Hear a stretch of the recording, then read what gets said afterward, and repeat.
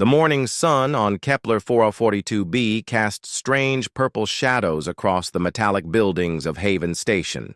Commander Han Sol stood at the observation deck, watching the daily routine of 200 humans who had made this distant world their home. Scientists hurried between laboratories, while engineers checked the massive drilling equipment that pulled valuable crystals from deep underground. Han Sol had been running this operation for 3 years now. What started as a simple mining mission had become something much more important. The crystals they found here were unlike anything on Earth. They could store massive amounts of energy and seemed to make other technology work better. Dr. Jin Woo called them amplifiers because they made everything more powerful. "Commander, you need to see this," called Dr. Bo-Ra from the communications center. Her voice carried a tone Han Sol had never heard before, excitement mixed with worry. He walked quickly across the station's main corridor, past the cafeteria, where off-duty workers were having breakfast. Bo-Ra was staring at her screens with wide eyes. "Sir, I'm detecting 7 large objects approaching our system. They're not asteroids or comets. These things are moving in formation, and they're slowing down as they get closer." Han Sol looked at the display. 7 dots moved steadily toward their planet, clearly under intelligent control. "How long until they arrive?" "At their current speed, maybe 6 hours, Bo-Ra replied. "Sir, I think we're about to meet our first aliens." The next few hours passed quickly. Han Sol ordered all non-essential personnel to stay inside the main buildings, while the science team worked to learn more about their visitors. Jin Woo ran between his laboratory and the communication center, trying to modify their equipment to send peaceful messages. "I've adjusted our transmitters to broadcast on multiple frequencies," Jin Woo reported. "We're sending mathematical sequences, pictures of our solar system, and basic friendship symbols. If they're intelligent, they should understand we want to talk." The alien ships were beautiful and terrifying at the same time. They looked like they had been grown rather than built, with smooth curves that seemed to flow like living tissue. Each ship was about twice the size of Haven Station and glowed with soft blue light. Bo-Ra managed to establish contact first. The alien language sounded like music mixed with static, but their computers slowly began to translate simple concepts. The aliens called themselves the Veltar, and they seemed very upset about something. "They keep saying this is their sacred world," Bo-Ra explained to Han Sol. "They want us to leave immediately. They say we're contaminating something important to them." Han Sol tried to be diplomatic. Through the translation system, he explained that humans had traveled very far to reach this place. He offered to share the planet and work together. He promised they would respect any sacred sites and limit their mining operations. The response came back quickly and was not friendly. The Veltar leader, who called himself Zethkar, made it clear that sharing was not an option. The crystals on this world were connected to their religion somehow. Humans had to leave within 1 solar day or face the consequences. "Tell them we need more time," Han Sol ordered. "We have 200 people here and millions of dollars in equipment. We can't just pack up and leave in 1 day. Ask for a week to prepare." The alien response was immediate and final. No negotiations, no compromises. Leave now or be removed by force. Han Sol called an emergency meeting with his senior staff. In the station's conference room, 15 people sat around a metal table, while the alien ships hung in the sky like threatening storm clouds. "We need to contact Earth immediately," said Major Kyung-ho, the station's military commander. "Command needs to know about this situation." "That will take weeks," Bo-Ra pointed out. "Even with our fastest communication systems, it takes 18 days for a message to reach Earth from here. We don't have that kind of time." Jin Woo had been quiet during the discussion, but now he spoke up. "I might have another option. The crystals we've been studying, they don't just store energy. They seem to respond to electrical fields in ways we don't fully understand. I've been running some experiments." Han Sol turned to face him. "What kind of experiments?" Well, when I send power through the larger crystals, they create fields that can deflect energy blasts. I've only tested it with small amounts of power, but the effects are incredible. The crystals don't just block energy. They seem to reflect it back stronger than before. Major Kyung-ho leaned forward. Are you saying we might be able to defend ourselves? Maybe, Jinwoo replied carefully, but I'd need time to set up the equipment properly, and we'd need to tap into the main power grid to give the crystals enough energy to work. Han Sol made his decision quickly. Do it. Bo-Ra, keep trying to negotiate with the aliens. Tell them we're preparing to leave but need more time. Jinwoo, you have 4 hours to set up whatever defense you can manage. Kyung-ho, get all civilians into the reinforced sections of the station. The next few hours were frantic. Jinwoo and his team worked to connect their largest crystals to the station's power systems. They had never tried anything this big before, and nobody knew if it would work. Meanwhile, Bo-Ra kept talking to the aliens, trying to buy more time. The Veltar were losing patience. Their final message was simple and clear. You have been warned. We will remove the contamination now. Han Sol watched from the command center as the 7 alien ships moved into attack position above Haven Station. They looked graceful and deadly as they prepared to fire. Red lights began to glow along their curved hulls. Jinwoo, please tell me your crystal defense is ready, Han Sol said into his communicator. It's ready, but I don't know if it will work, came the reply. I've never tried anything this big before. If it fails, we'll be sitting ducks. And if we don't try, we'll definitely be sitting ducks, Han Sol replied. Power up the system. The alien attack came without warning. Bright blue energy beams shot down from all 7 ships at once, targeting the main buildings of Haven Station. The beams were incredibly powerful, enough to melt metal and turn rock to glass. Any normal building would have been destroyed instantly. But Haven Station was no longer normal. As the alien weapons hit Jinwoo's crystal defense system, something amazing happened. The crystals absorbed the energy and created a shimmering dome of protection around the entire station. The deadly alien beams couldn't penetrate the barrier. Then something even more amazing happened. The crystals didn't just block the attack, they gathered all that energy and sent it back. 7 columns of brilliant white light shot up from Haven Station toward the alien ships.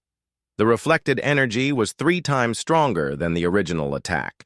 2 of the alien ships simply vanished in explosions of blue and white fire. The other 5 were damaged and pulled back quickly, clearly shocked by what had just happened. In the sudden silence that followed, Han Sol realized that everything had changed. Humanity's first contact with aliens had just become humanity's first interstellar war. And somehow, against all odds, the humans had won the first battle. Bo-Ra, send a message to Earth immediately, Han Sol ordered. Tell them we've made contact with hostile aliens and tell them we need backup. Then send another message to our new Veltar friends. Let them know that if they want to fight, they picked the wrong species. The silence after the battle was broken only by the hum of Haven Station's machinery and the quiet beeping of damage reports coming in from different sections. Han Sol stood in the command center, still trying to process what had just happened. 2 alien ships had been completely destroyed, and the other 5 were retreating to the edge of the solar system. Dr. Jinwoo burst through the command center doors, his face covered in sweat and his hands shaking with excitement. Commander, you need to see what the crystals did. This is beyond anything I imagined possible. They walked quickly to Jinwoo's laboratory, where dozens of monitors showed data from the crystal defense system. The numbers on the screens made Han Sol's head spin, but Jinwoo explained them in simple terms. The crystals didn't just reflect the alien weapons, Jinwoo said, pointing to a graph that showed energy levels. They absorbed the energy, amplified it, and then released it in a focused beam. Look at these readings. The energy we sent back was exactly 3 times stronger than what they fired at us. Bora joined them in the laboratory, carrying a tablet with communication logs. I've been analyzing the alien transmissions from during the attack. They're completely confused. Their language algorithms are showing words that translate to impossible and how repeated over and over. What exactly did they think would happen? Asked Major Kyung-ho, who had been checking on the civilians in the protected areas.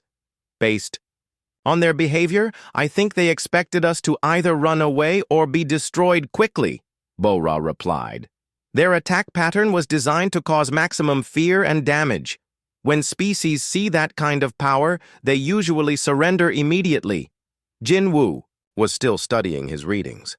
Commander, I need to tell you something important. The crystals are still charged. In fact, they're holding more energy now than before the attack. It's like the alien weapons fed them instead of hurting them. Han Sol felt a smile growing on his face. Are you telling me that their attack made our defenses stronger? Exactly. And there's more. The crystals seem to be learning from the energy patterns they absorbed. I'm seeing new formations in their structure, like they're adapting to become better at handling this type of energy. This was incredible news, but Han Sol knew they weren't safe yet. The 5 surviving alien ships were still out there, probably calling for help. He needed to send that message to Earth and prepare for whatever came next. Bora, have you been able to send our message to Earth? Yes, sir. I sent it on all available channels using maximum power. The message should reach Earth Defense Command in 18 days.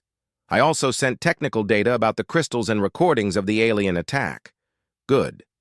Now I want you to send a message to our Veltar friends. Tell them that Haven Station is under the protection of Earth, and that any further attacks will be considered acts of war against humanity. Bora looked uncertain. Sir, should we really be making threats when we don't know how many ships they have or how powerful their military is? Han Sol thought about this carefully. It was a good point, but he had learned something important about the aliens during their first encounter. Bora, did you notice how they attacked? They came in with overwhelming force, expecting us to surrender immediately. That tells me they're used to fighting species that give up when faced with superior firepower. But we didn't give up, Kyung-ho said, understanding where Han Sol was going with this. Exactly. And not only did we not give up, we hit them back, harder than they hit us. That's going to confuse them.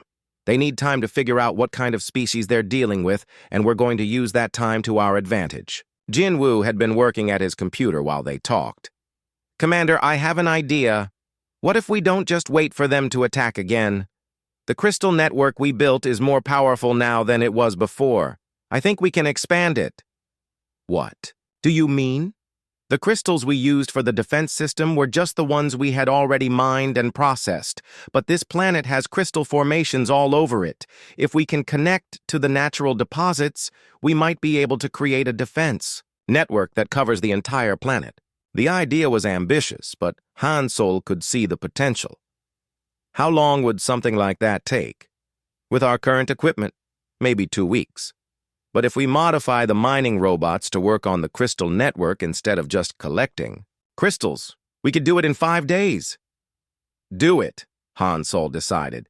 Kyung-ho, I want every person on this station working on this project. Scientists, engineers, even the cafeteria staff. Everyone needs to help. Bora, keep monitoring alien communications and let me know if they're planning another attack. The next few days were like nothing anyone at Haven Station had ever experienced. People worked 18-hour shifts, connecting crystal formations across 3 different continents. The mining robots, originally designed to collect crystals, were reprogrammed to create connections between natural crystal deposits. Jin-woo barely slept, moving from one crystal site to another, fine-tuning the connections and making sure the energy flowed properly. What they were building was essentially turning the entire planet into one massive defensive weapon.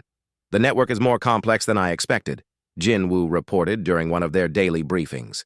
The natural crystal formations seem to have been growing in patterns that make them perfect for energy distribution.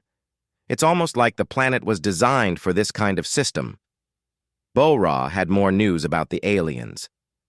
I've been intercepting Veltar communications. They've sent messages to what seems to be their home fleet, requesting instructions. They keep referring to us as the anomaly and the unexpected resistance. Any sign that more ships are coming? Han Sol asked. Not yet, but their language suggests they're waiting for orders from higher command. I think the local ships don't have authority to make decisions about how to handle us. This was both good and bad news. It meant they had time to finish their crystal network, but it also meant the aliens would probably come back with a much larger force. On the 5th day, Jinwoo made an announcement that changed everything. Commander, the planetary crystal network is complete. We now have defensive coverage over the entire planet, and the power levels are incredible. If the aliens attack again with the same ships they used before, we can destroy all of them. Han Sol joined Jinwoo at the main control station, where displays showed the crystal network's status. Lines of energy connected crystal formations across the planet's surface, creating a web of defensive power that covered every square kilometer. The beautiful thing about this system, Jinwoo explained, is that it gets stronger when attacked. Each time someone fires energy weapons at it, the crystals absorb that energy and add it to the network. The aliens literally cannot hurt us, without making us more powerful. And if we need to attack? Han Sol asked. Jinwoo smiled.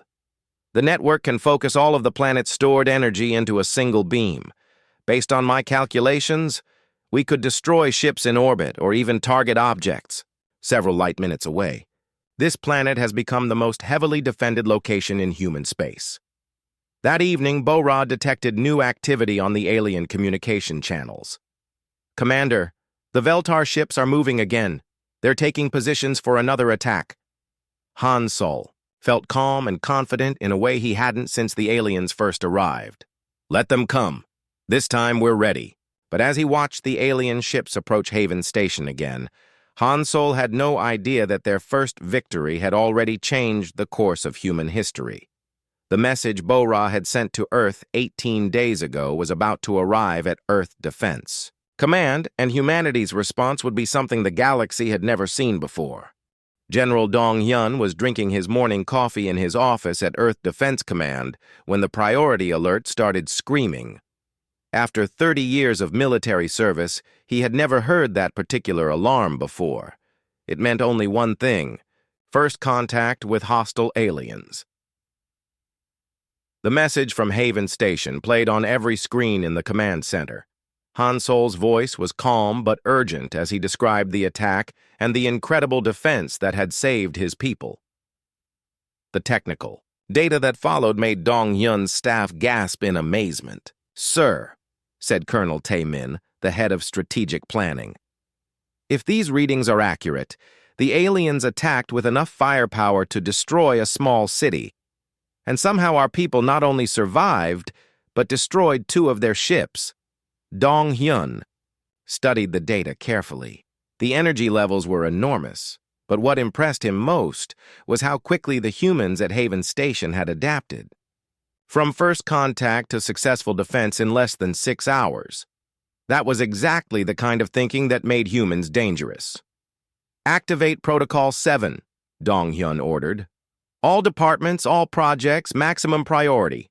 I want every ship, every weapon, and every soldier ready for deployment within 72 hours. Protocol 7 was something most people in Earth Defense Command hoped they would never use. It was the complete mobilization plan for alien contact, specifically hostile alien contact. For 20 years, humanity had been preparing for this moment while hoping it would never come. Captain So Young received her orders while her ship was docked at Ceres Station in the asteroid belt. The Indomitable was one of 12 carriers that had been built in secret over the past decade. Officially, they were mining platforms. In reality, they were the most advanced warships humanity had ever constructed. "All leave is canceled," So Young announced to her crew of 800.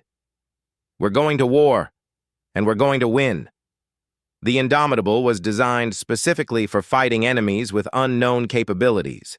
Instead of one massive weapon, it carried dozens of smaller ships that could adapt to different situations. Each fighter was controlled by an artificial intelligence that could make decisions faster than any human pilot.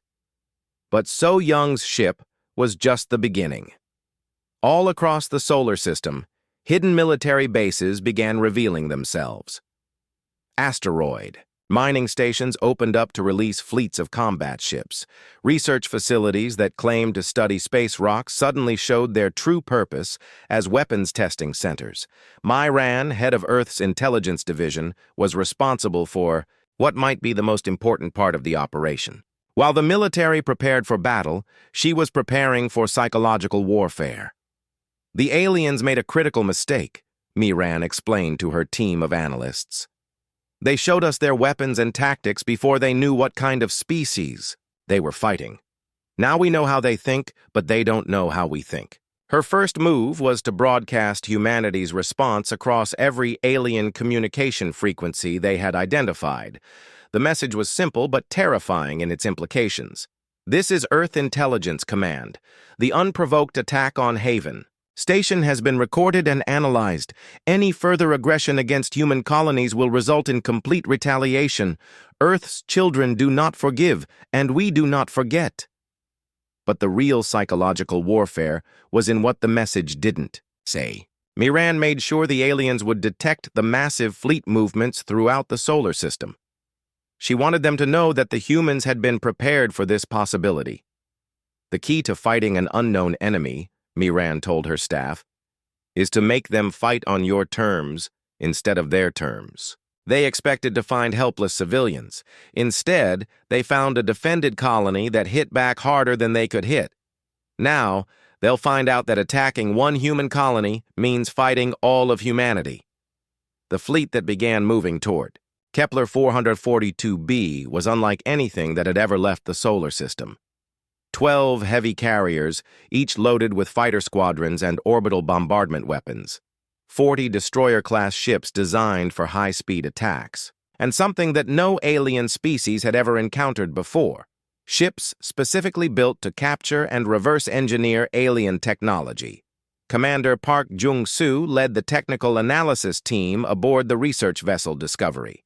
Their job was to study any alien technology they could get their hands on and figure out how to use it against its creators.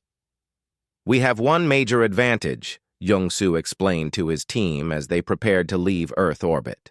Humans are really good at taking things apart and putting them back together in new ways.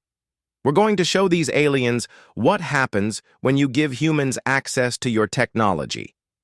The journey to Kepler 442b would take 3 weeks using humanity's fastest drives. That gave Dong-hyun time to prepare the second phase of Earth's response. If the aliens had attacked one human colony, they might attack others. Every human settlement beyond Earth needed protection. I want defensive platforms around every colony world, Dong-hyun ordered. And I want them armed with the most powerful weapons we can build. If the aliens want to play this game, we'll make sure they regret starting it. But Dong-hyun's most important decision was about humanity's long-term strategy. This wasn't just about defending colonies. This was about establishing humanity's position in a galaxy that apparently contained hostile alien empires. Send a message to all human colonies, Dong-hyun ordered. Any alien ships that approach human space without permission are to be considered hostile. We're not taking any chances. Dr. Yoon Seo, Earth's leading expert on alien psychology, had been studying the communication patterns from the Veltar. Her analysis was both encouraging and worrying. The good news is that they seem to think like military commanders, Yoon Seo reported. They make logical decisions based on the information they have. The bad news is that they probably have much more military experience than we do. But they don't have experience fighting humans, Myran pointed out. And based on what happened at Haven Station, they don't understand how humans think about warfare. This was the key insight that shaped Earth's strategy. Most alien species seemed to fight according to established rules and traditions. They used overwhelming force to make enemies surrender, then negotiated terms that allowed everyone to save face. Humans, however, treated warfare as a technical problem that needed to be solved permanently. They didn't fight to force surrender. They fought to eliminate threats completely. As the Earth fleet traveled toward Kepler 442b, communication specialists worked to intercept alien transmissions. What they learned confirmed Miran's psychological analysis. The Veltar were confused and concerned about the human response to their attack. They keep referring to us as unpredictable creatures and dangerous anomalies, reported Lieutenant Haywan, who specialized in alien languages. They seem to be having trouble understanding why we fought back instead of running away. So Young smiled when she heard this news. Good. Confused enemies make mistakes, and we're very good at taking advantage of mistakes. The final part of Earth's preparation was the most important. Dong-hyun had authorized the use of humanity's most secret weapons, technologies that had been developed in hidden laboratories and never tested in real combat. If we're going to war with an alien empire, Dong-hyun told his senior staff, we need to make sure we win completely and decisively. Half measures will just encourage other aliens to test our defenses. As the Earth fleet approached the halfway point to Kepler 442b, they received an update from Haven Station. The aliens had attacked again with the same 5 ships, and this time the results were even more dramatic. The planetary defense network had destroyed all 5 ships without taking any damage. Perfect, Dong-hyun said when he read the report. Now the aliens know they can't defeat our defenses with conventional attacks.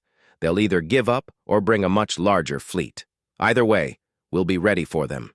But what General Dong-hyun didn't know was that the Veltar had already made their decision. A battle fleet of 50 ships was already on its way to Kepler 442b, and they had orders to solve the human problem permanently. The first interstellar war in human history was about to begin in earnest. War leader Zethkar floated in the command chamber of his flagship, his biomechanical interface connecting his nervous system directly to the ship's sensors. The defeat at the human colony burned in his mind like acid.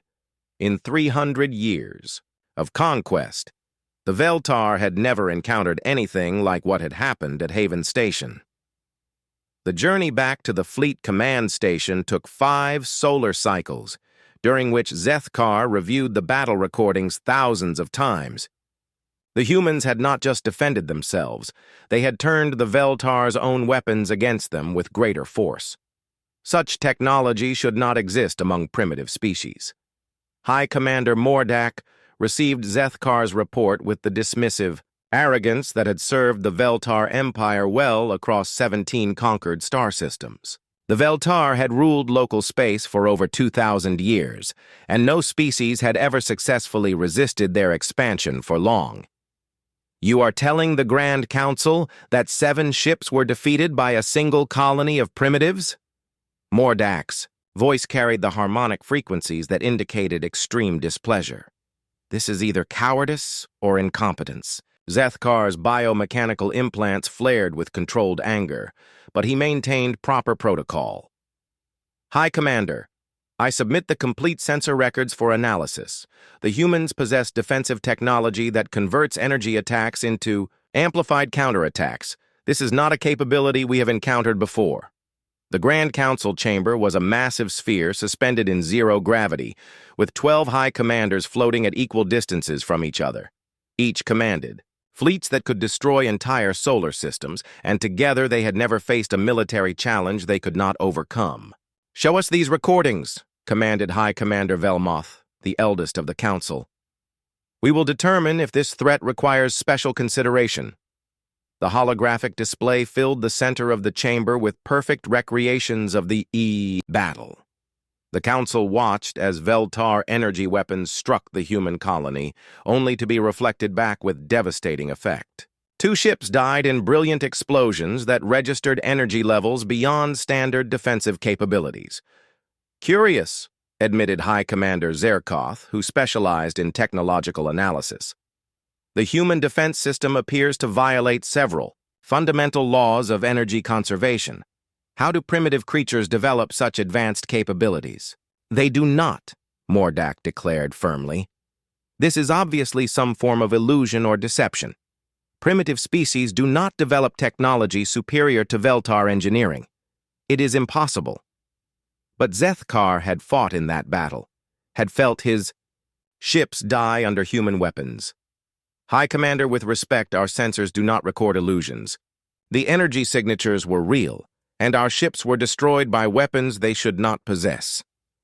The debate continued for several time cycles, with different council members proposing theories about human capabilities.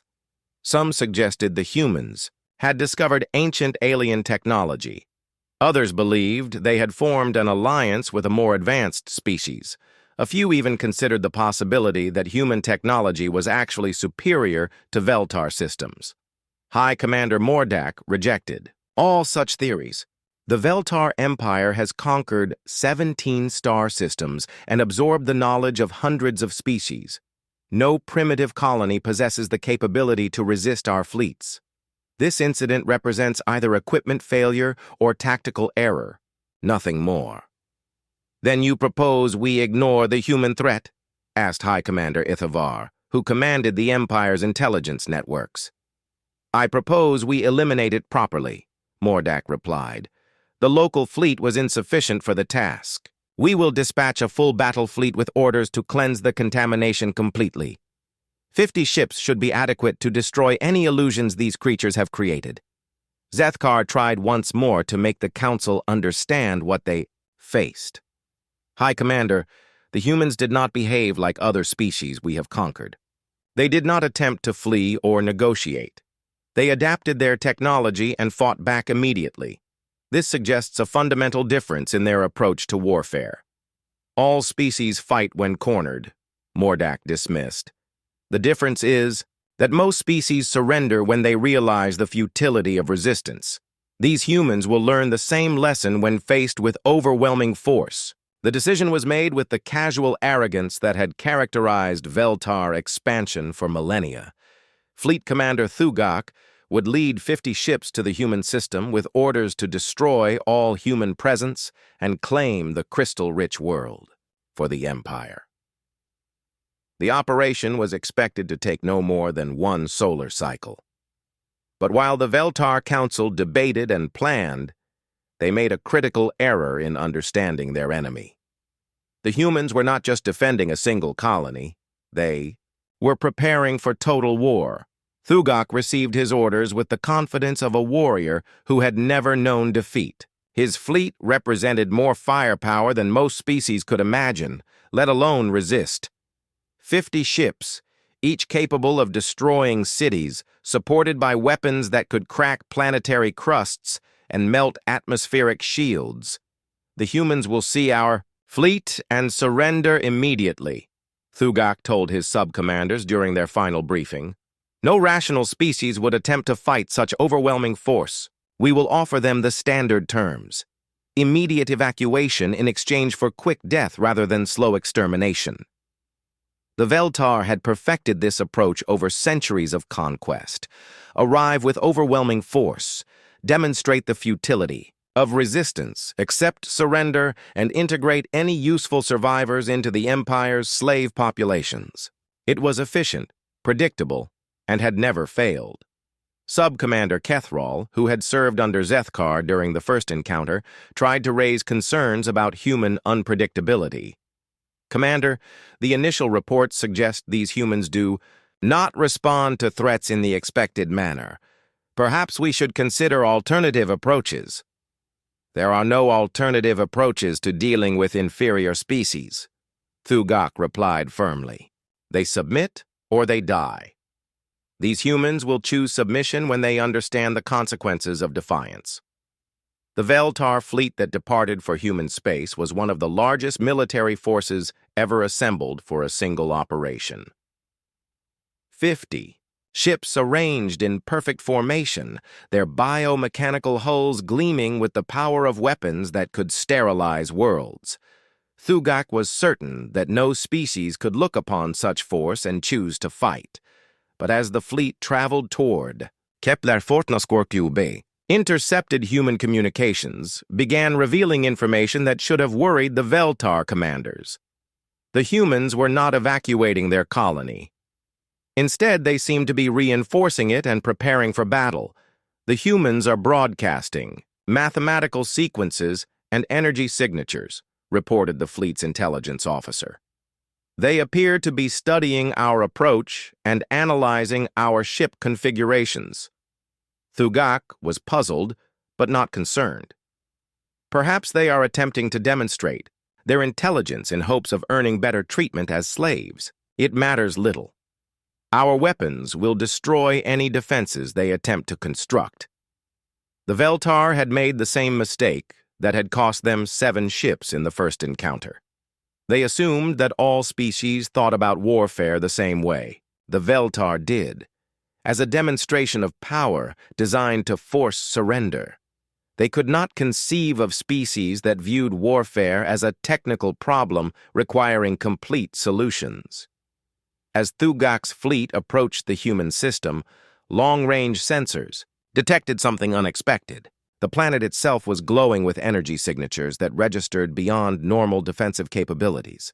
The crystal formations that covered 3 continents were all connected in a network that pulsed with stored power. The humans have been busy, observed Sub-Commander Kethrall.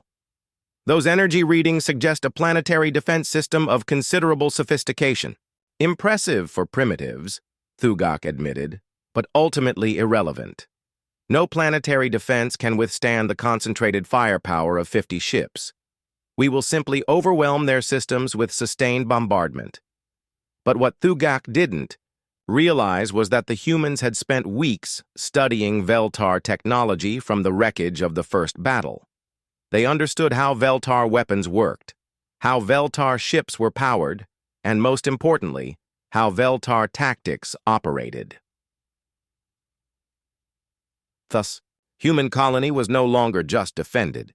It had become a trap specifically designed to destroy Veltar fleets. And Thugak was flying 50 ships directly into the most sophisticated weapons system humanity had ever constructed. As the Veltar fleet took positions for their attack, sensors detected something else that should have given them pause. Human. Ships were approaching from the outer system, not fleeing, but moving to attack positions. The humans were not just defending their colony, they were preparing to go on the offensive. Thugak made his final mistake when he opened communications with the human colony, expecting to receive their surrender. Instead, he heard a human voice that spoke with calm confidence. "This is Commander Han Sol of Haven Station. You have entered human space without permission and with hostile intent. Withdraw immediately or face the consequences." The arrogance of the response shocked Thugak. No species had ever spoken to a Veltar fleet commander with such casual defiance. These humans clearly did not understand what they faced. "I am Fleet Commander Thugak of the Veltar Empire." The 3 weeks since the first Veltar attack had transformed Kepler 442b into something that had never existed before in the galaxy. An entire planet designed as a single, massive weapon. Dr. Jinwoo stood in the primary control center, watching. Displays that showed energy flowing through crystal networks that spanned 3 continents. "Status report," Commander Han Sol requested as he joined Jinwoo at the central monitoring station. Above them, 50 alien ships had taken attack positions, their biomechanical hulls glowing with the same threatening energy that had destroyed 2 cities on other worlds. "All crystal nodes are online and fully charged," Jinwoo reported. "The planetary network is operating at 200% of original design specifications. The energy storage capacity is beyond anything we imagined possible." Dr. Bora looked up from her communication station, where she had been monitoring Veltar transmissions. "The aliens are demanding our surrender. Their fleet commander seems to think 50 ships will be enough to frighten us into submission." Han Sol smiled grimly. He's about to learn why that was a poor assumption. "Jinwoo, are you ready to show our visitors what humans can do when we're properly motivated?" The crystal network that covered Kepler 442b was no longer just a defensive system. It was a demonstration of humanity's most dangerous characteristic. When faced with a superior enemy, Humans didn't just adapt. They over-engineered solutions that turned disadvantages into overwhelming advantages. The beautiful thing about our setup, Jinwoo explained to the assembled staff, is that it gets more powerful every time someone attacks it. The Veltar energy weapons don't just fail to hurt us, they make us stronger. It's like they're feeding power directly into our systems. Major Kyung-ho was coordinating with the human fleet that had arrived 2 days earlier. Captain So-young's ships were positioned throughout the outer system, ready to prevent any alien escape attempts. The Earth fleet reports ready for operation. They're particularly interested in capturing some intact alien technology. They'll get their chance, Han Sol replied. Bora, please inform the alien commander that his time is up.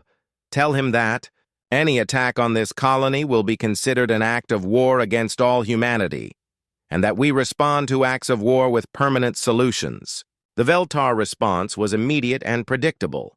Fleet Commander Thugak had clearly never encountered a species that refused to be intimidated by superior numbers. His reply was filled with threats about the consequences of defying the Veltar. Empire. All ships, target the primary colonial structures. Thugak's voice carried across intercepted communications. Maximum firepower. We will vaporize this infestation and claim our sacred world. What happened next would be remembered as the moment when humanity announced its presence to the galaxy in a way that no alien species would ever forget. 50 Veltar ships opened fire simultaneously, their energy weapons creating a display of power that could be seen from orbit. The combined attack carried enough destructive force to melt mountains and boil oceans.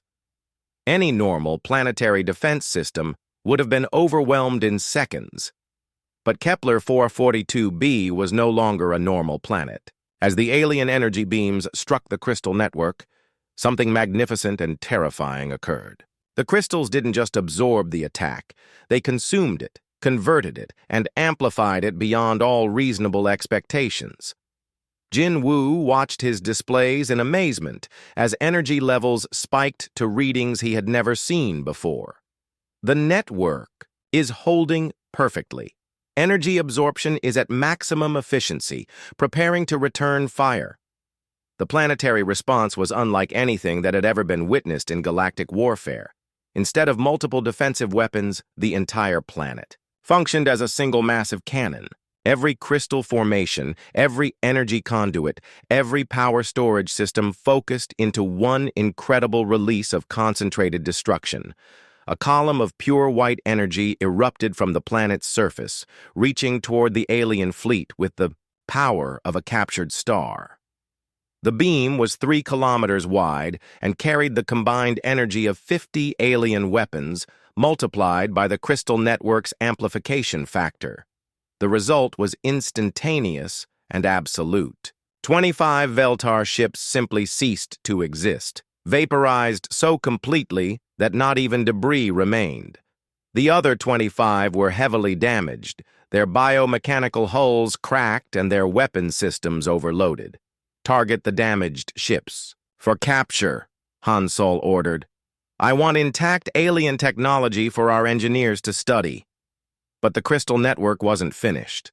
The energy absorbed from the alien attack had been stored throughout the planetary grid, and Jinwoo's system was designed to make efficient use of every available resource. Charging secondary emitters, Jinwoo announced. We have enough stored energy for 12 more planetary-scale attacks. Shall I target the surviving ships individually? Thugak's fleet was in complete chaos. Half his ships had been destroyed by a single shot from a planet that should have been defenseless. The survivors were barely functional, their crews struggling. To understand how any species could possess such overwhelming firepower. Retreat, Thugak ordered. All functional ships, emergency withdrawal, send distress signals to High Command. But Captain So-young's Earth fleet was ready for this possibility. Human ships emerged from concealment throughout the system, using speed and coordination to surround the damaged alien vessels before they could escape. This is Captain So-young of the Earth Defense Force, came the transmission to both the aliens and Haven Station. Veltar ships, you are surrounded and outgunned. Surrender immediately or be destroyed. The human fleet that had traveled from Earth was perfectly designed for this moment. Instead of trying to match alien firepower with bigger weapons, human engineers had created ships that were faster, smarter, and more adaptable than anything the galaxy had seen before. Each human ship was controlled by artificial intelligence that could make tactical decisions in microseconds. They moved in coordinated patterns that confused the alien commanders, who were used to fighting enemies that followed predictable strategies. The human ships are moving in formations we have never encountered, reported one of Thugak's surviving subcommanders. Our targeting systems cannot predict their attack patterns. What the aliens were witnessing was humanity's approach to fleet combat. Treat it like a three-dimensional puzzle that could be solved through superior coordination and tactical flexibility.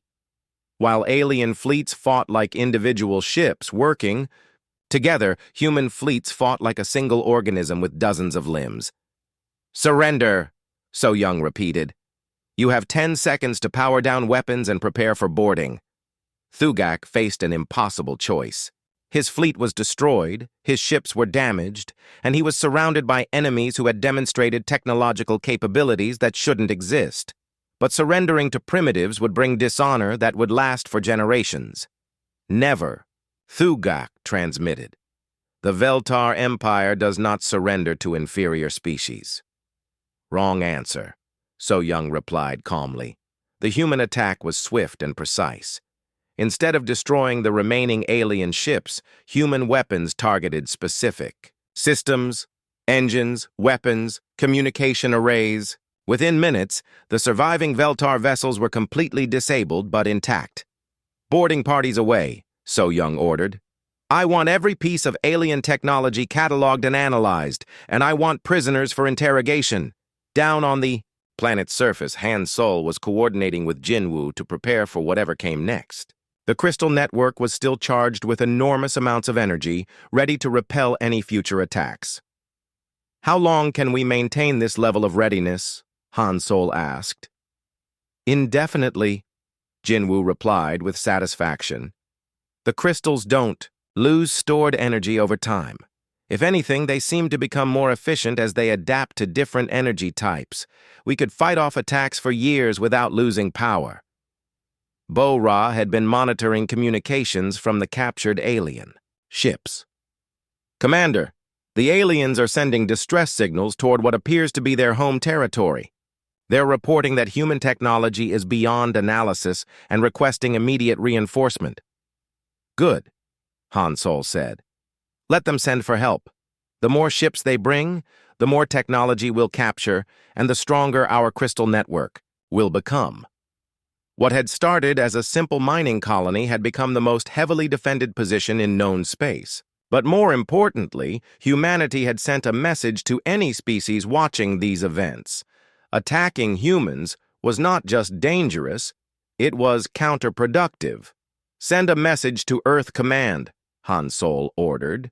"Tell them that the Veltar threat has been neutralized and that we've captured significant alien technology for analysis. Also tell them that we're ready for whatever comes next."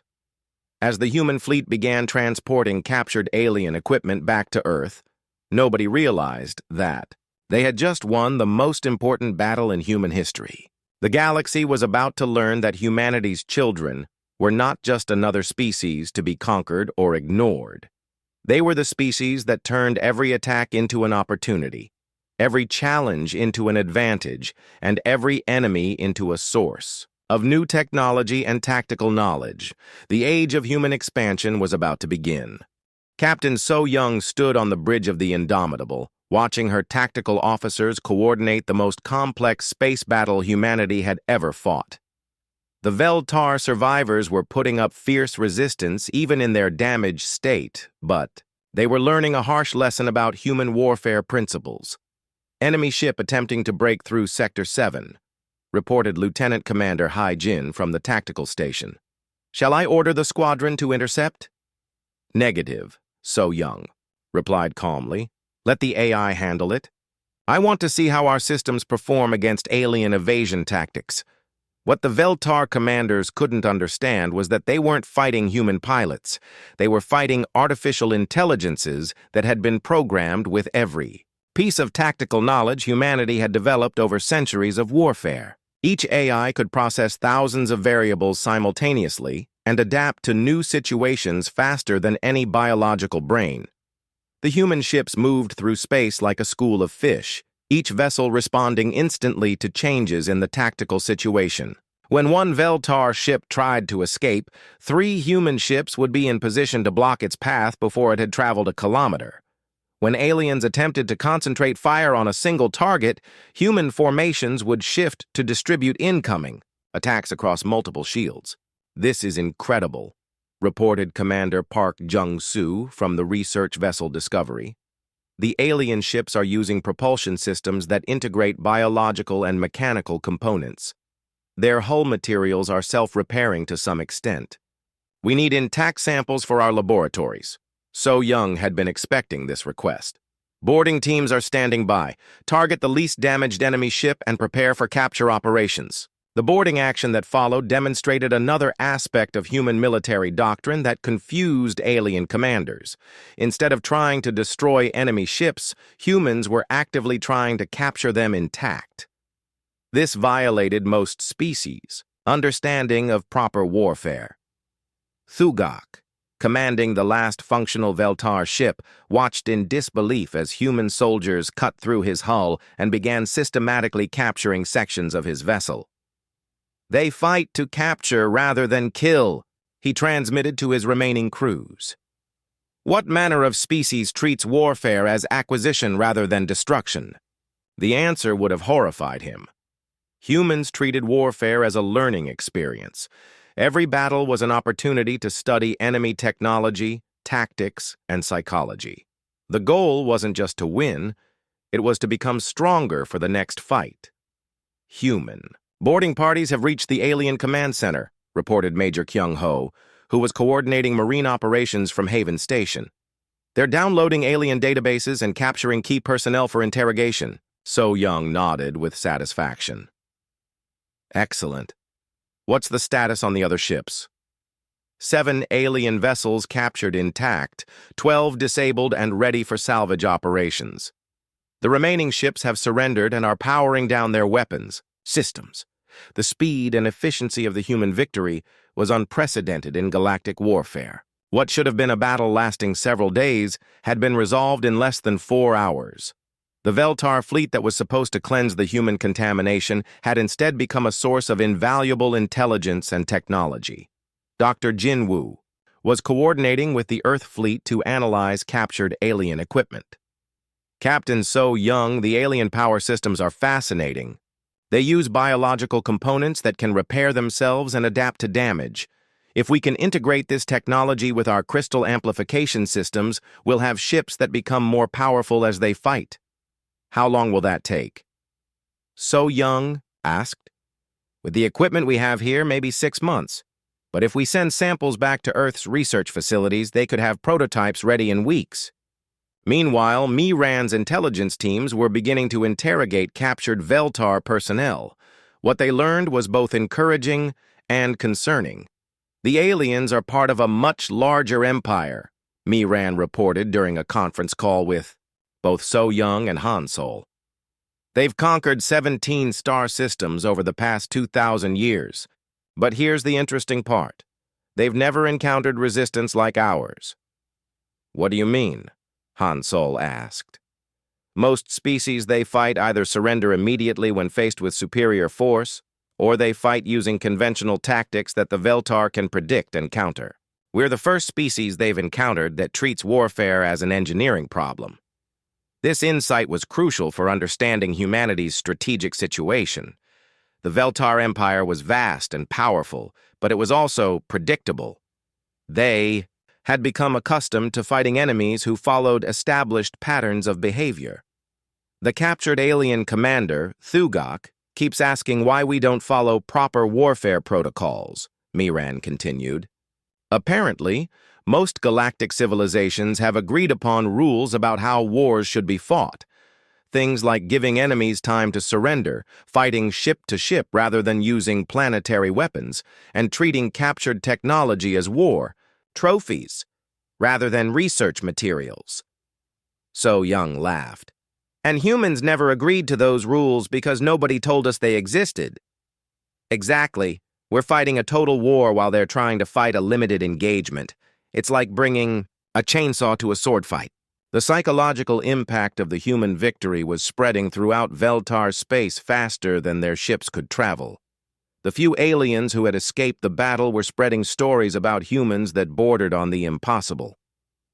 According to intercepted communications, reported Lieutenant Haywan, the survivors are describing us as reality manipulators who can turn planets into weapons and make ships appear from nowhere. They're having trouble explaining to their commanders how we could be so powerful while supposedly being primitive. This confusion was exactly what So Young wanted. Good. Confused enemies make poor decisions. Keep monitoring their communications and let me know if they're planning any response. But the most important development was happening in the research labs aboard the captured alien ships. Human scientists were discovering that Veltar technology was in many ways superior to human systems, but it was designed around completely different principles. Their ships are essentially living organisms, explained Dr. Yoon Seo, who had been analyzing alien biomechanical systems. The hulls can heal damage, the power systems can adapt to different energy sources, and the weapons can modify their output based on target analysis. It's incredibly sophisticated. Can we reproduce it? So Young asked. Better than that. We can improve it. Human technology is better at rapid modification and adaptation. If we combine alien self-repair capabilities with human flexibility, we'll have ships that can evolve during combat. The strategic implications were enormous. Not only had humanity defeated a major alien fleet, but they had captured technology that could revolutionize human space capabilities. Within months, human ships could be incorporating alien biological systems that would make them incredibly difficult to destroy. There's something else, Yoon Seo continued. The alien databases contain detailed information about other species in their empire. Star maps, technology assessments, military capabilities. It's like they've given us a complete intelligence briefing on every hostile civilization in local space. So Young realized they had just gained access to information that would take human intelligence decades to gather independently. Send everything to Earth immediately. Command needs to see this. As the human fleet prepared to escort their captured prizes back to Earth, So Young received a communication from General Dong Hyun that changed everything. Captain, we've been monitoring alien communications throughout their empire. The Veltar High Command is panicking. They're sending messages to other alien civilizations asking for assistance against what they're calling the human anomaly. Are other species responding? So Young asked. That's the interesting part. Most of them are refusing to get involved. Apparently, our victory over 50 Veltar ships has convinced other aliens that we're too dangerous to fight. They'd rather let the Veltar deal with us alone. This was the best possible outcome for humanity. Instead of facing a coalition of alien species, they would be fighting enemies one at a time, while other civilizations remained neutral out of fear. There's more, Dong Hyun continued. We've detected alien evacuation fleets leaving several systems near human space. It appears that some species are abandoning territory rather than risk contact with us.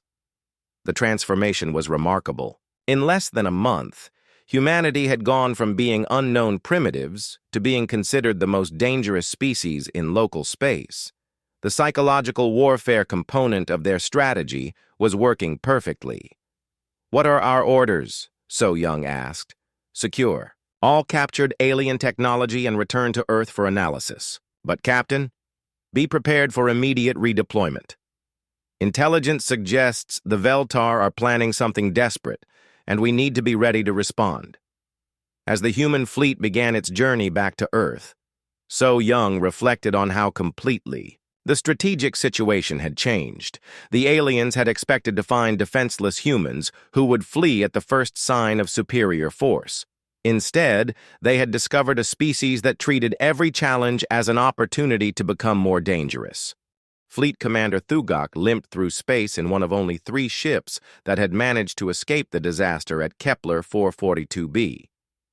His biomechanical interface burned with phantom pain from the damage his flagship had suffered, and his mind struggled to process what had happened to his invincible fleet. "Status report," Thugok demanded, though he dreaded the answer. "Hull integrity at 30%, reported Sub-Commander Ketharal. "Life support systems are failing, and our weapons are completely offline. The other 2 survivors are in similar condition." Thugok had commanded fleets for over 2 centuries, conquering dozens of species for the Veltar Empire. Never had he imagined that 50 ships could be destroyed so completely by what should have been a primitive colony. The humans had turned his overwhelming advantage into his greatest defeat. "Send emergency communications to High Command," Thugok ordered. "Priority 1. The human threat is beyond our initial assessment. Request immediate reinforcement and strategic consultation." But even as Thugok sent his desperate messages, he had no idea that human intelligence was intercepting every transmission.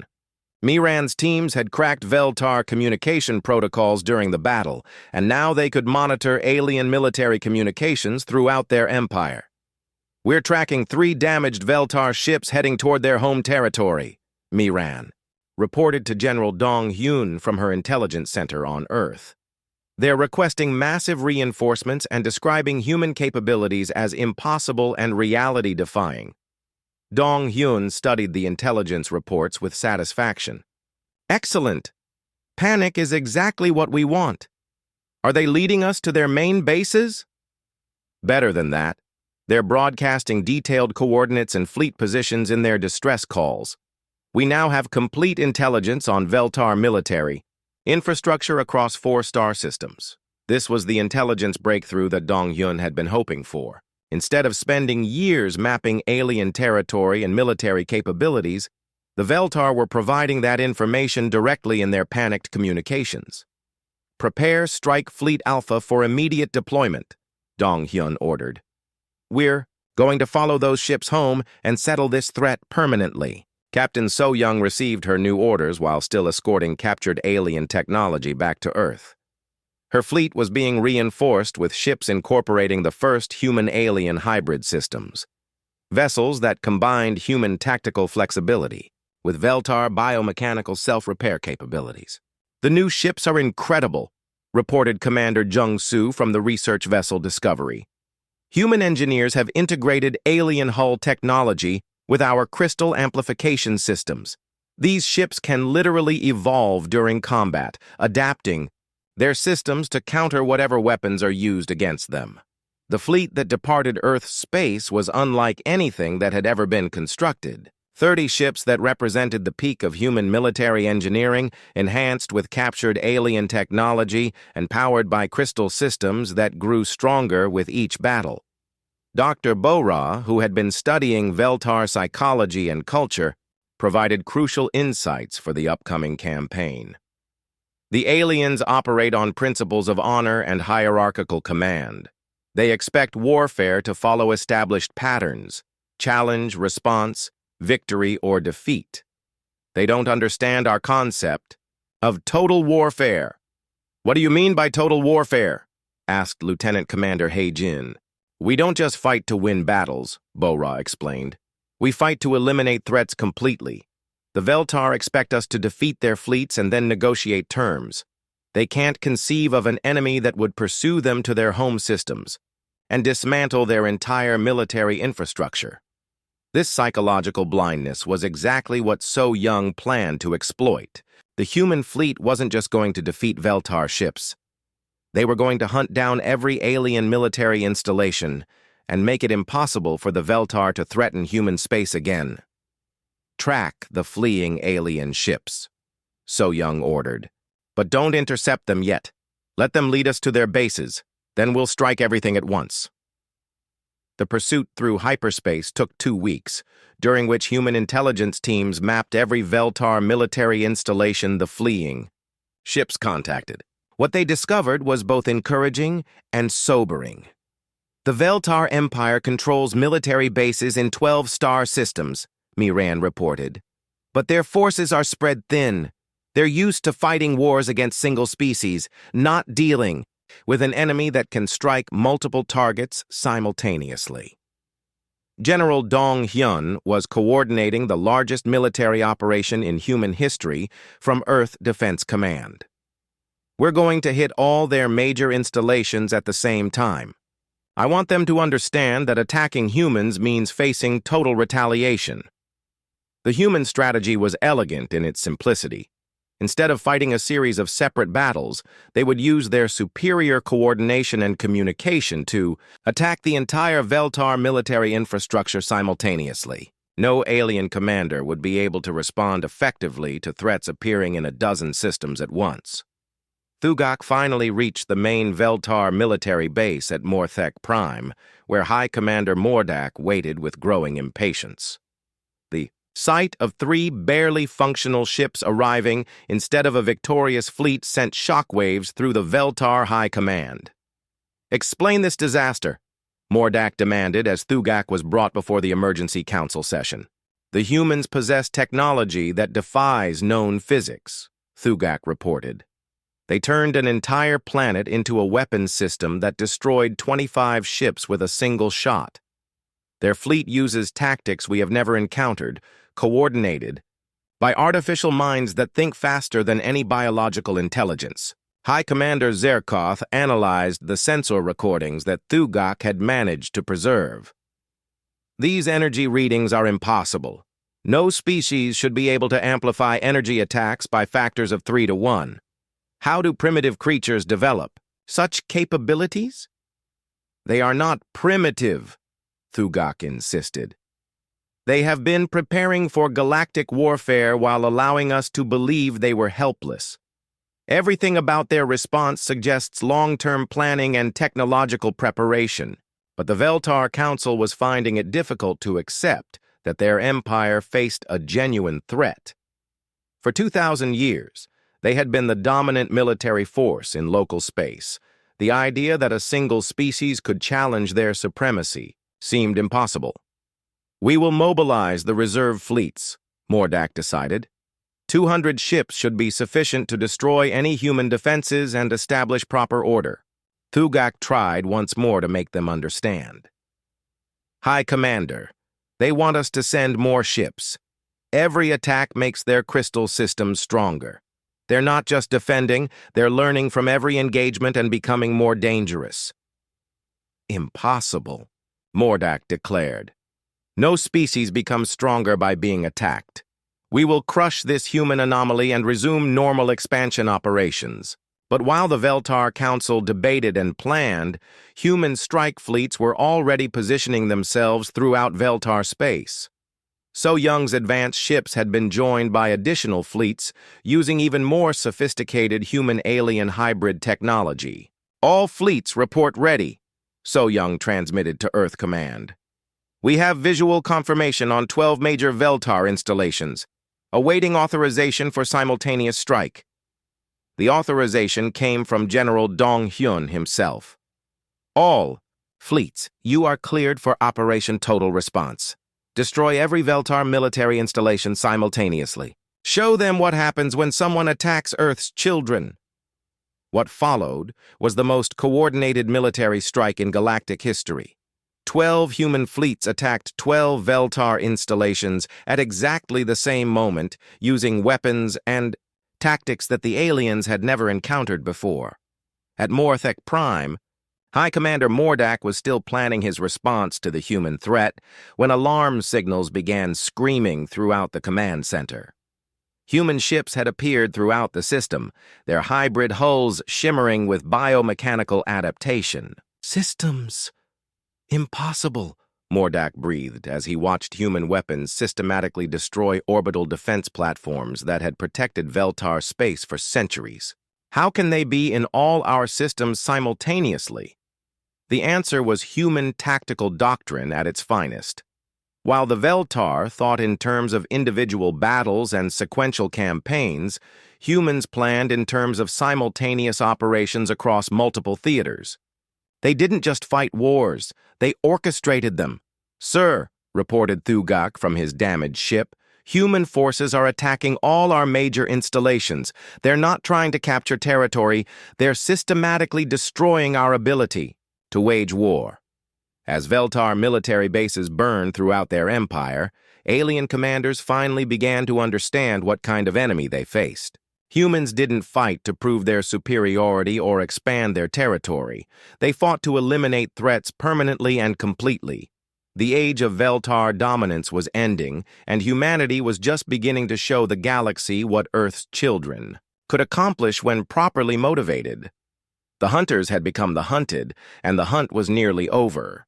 6 months after the simultaneous destruction of 12 Veltar military installations, High Commander Mordak floated in the detention chamber aboard the human flagship Retribution.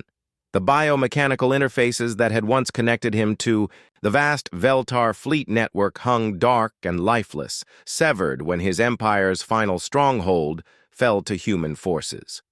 General Dong Hyun entered the chamber with the quiet confidence of someone who had just reshaped the balance of power in local space. Behind him walked Dr. Bo-Ra, whose analysis of Veltar psychology had been crucial in planning humanity's total victory. "High Commander Mordak," Dong Hyun said in carefully pronounced Veltar, "I am General Dong Hyun of Earth Defense Command. We need to discuss the terms of your surrender." Mordak's response carried the harmonic frequencies of defeat and confusion. "Your species fights without honor. You show no mercy to the defeated. You pursue total destruction rather than accepting submission. What manner of creatures are you?" "We're problem solvers," Dong Hyun replied simply. "Your empire represented a threat to human colonies. We solved that problem." The conversation that followed would be recorded as one of the most important diplomatic exchanges in galactic history. Mordak struggled to understand how humans could be so devastating in warfare, yet so practical in victory.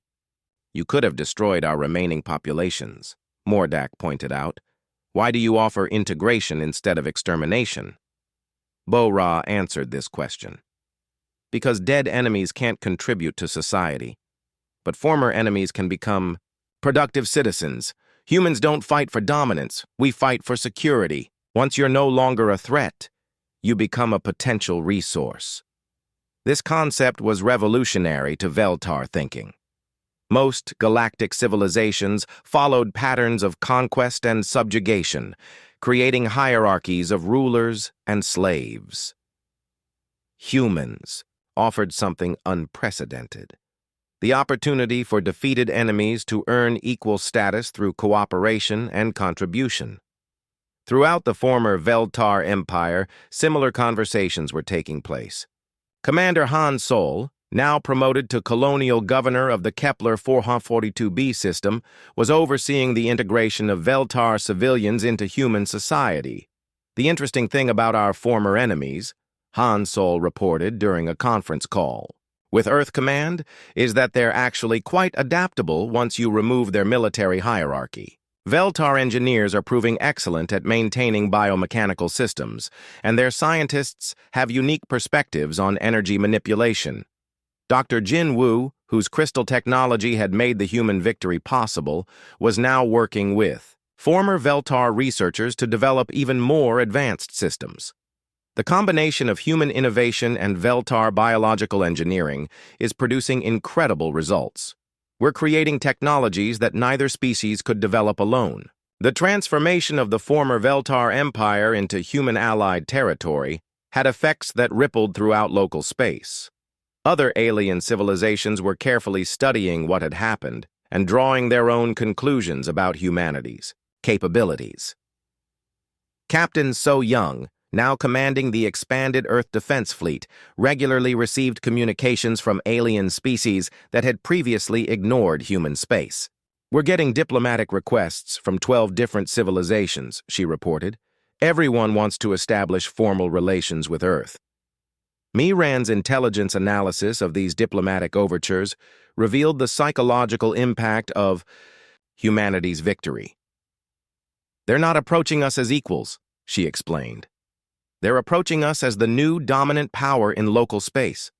The speed and completeness of our victory over the Veltar has convinced other species that we're too dangerous to fight and too valuable to ignore. The most significant example of this shift came from the Keth-Moran Collective, a species that had been preparing to expand into human space before the Veltar conflict began. Their diplomatic message was both respectful and revealing. To the honored human leadership, the translation read, "The Keth-Moran Collective requests permission to establish peaceful trade relations with Earth's colonies. We offer advanced agricultural technology in exchange for access to human crystal amplification systems. We have no territorial ambitions in human space and seek only mutual benefit." General Dong-hyun smiled when he read this message. 6 months ago, they were planning to colonize our territory. Now they're asking for permission to trade with us. I'd say our strategy worked perfectly. But the most important transformation was happening within human society itself. The technologies captured from the Veltar, combined with innovations developed during the conflict, had revolutionized human space capabilities. "Our new ships are incredible," reported Commander Jung-soo. "From the research vessel Discovery, biomechanical hulls that repair themselves, crystal amplification systems that grow stronger with use, and AI networks that can coordinate fleets across multiple star systems simultaneously. We've gone from having the most advanced human technology to having the most advanced technology in known space. The strategic implications were enormous. Humanity now possessed the technological and military capabilities to expand throughout local space, but more importantly, they had established a reputation that made such expansion unnecessary. Other species were actively avoiding conflict with humans and seeking alliance instead. Dr. Yoon Seo, who had been analyzing communication intercepts from across the galaxy, provided insight into how other civilizations viewed humanity's rise. "They're calling us the reality breakers because we don't follow established patterns of galactic warfare. Species that have fought the same way for thousands of years can't understand how we could be so effective so quickly. The key," explained Dr. Bo-Ra, "is that we treat warfare as applied engineering rather than ritualized combat. While other species fight according to traditions and honor codes, we fight to solve problems permanently. That gives us enormous advantages in both tactics and strategy." The former Veltar territories were being transformed into human-allied systems, with integrated populations working together to develop technologies that benefited both species. The contrast with traditional galactic conquest was stark and deliberate. "We're not creating an empire," Hansol explained to a gathering of former Veltar administrators. "We're creating a cooperative network of systems that work together for mutual benefit. Everyone contributes according to their abilities, and everyone benefits according to their needs." This approach was proving incredibly effective. Former Veltar systems were experiencing economic and technological growth that exceeded anything they had achieved under their original empire. Word of this success was spreading to other species, creating a demonstration effect that made human alliance attractive to civilizations throughout local space. General Dong-hyun stood in Earth Defense Command, looking at displays that showed human influence expanding throughout the galaxy not through conquest, but through attraction. Species were requesting alliance with humanity because cooperation with humans provided better outcomes than independence or opposition. "Sir," reported Colonel Taemin, "we're receiving communication requests from species as far as 15 systems away. Everyone wants to establish relations with Earth." "Schedule the meetings," Dong-hyun replied, "but make sure everyone understands our principles. We respond to cooperation with friendship, to neutrality with respect, and to aggression with permanent solutions." The message was spreading throughout the galaxy. Humanity's children were problem solvers who could be the best allies or the worst enemies any species could imagine. The choice was entirely up to how others decided to approach them. 6 months. After the first alien attack on Haven Station, humanity had become the dominant force in local space not through conquest, but through the simple demonstration that attacking humans was counterproductive while working with humans was incredibly beneficial. The galaxy was learning a new rule. Earth's children didn't seek dominance, but they achieved it anyway through the simple expedient of being better at solving problems than anyone else. And the biggest problem in local space had been species that thought warfare was about dominance rather than results. That problem had been solved permanently. As So Young looked out at the stars from the bridge of her flagship, she reflected on how completely everything had changed. Humanity had gone from being unknown primitives to being the species that everyone else measured themselves against. And the best part was that they had achieved this not by becoming conquerors, but by remaining themselves. Problem solvers who turned every challenge into an opportunity to become more capable. The age of human expansion had begun, but it was unlike any expansion the galaxy had ever seen before. Instead of conquest and subjugation, humanity offered partnership and mutual benefit. Instead of fear and oppression, they brought innovation and opportunity. And across the stars, alien civilizations were learning the most important lesson in galactic history. Humanity's children were not conquerors to be feared or primitives to be dismissed. They were partners to be respected, allies to be valued, and above all, never to be threatened. The first interstellar war in human history was over, and humanity had won not just the battles, but the peace that followed. The galaxy would never be the same, and that was exactly what Earth's children had intended from the very beginning.